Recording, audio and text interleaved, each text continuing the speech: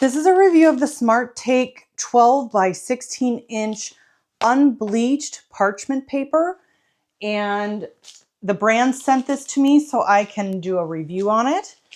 And this particular pack has 200 pieces, and so this parchment paper is already cut to size for 12 inches by 16 inches. You can place items in here like that, or you can, this is a 12 by 17 pan over here.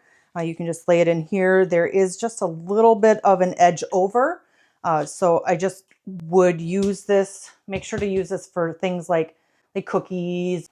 This is, you know, a nice thickness for the parchment paper. It's not thick, but it is strong. This is unbleached, which means it is not dyed.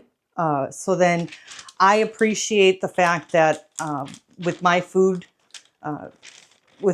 contacting, you know, this parchment paper, I do appreciate the fact that it is unbleached.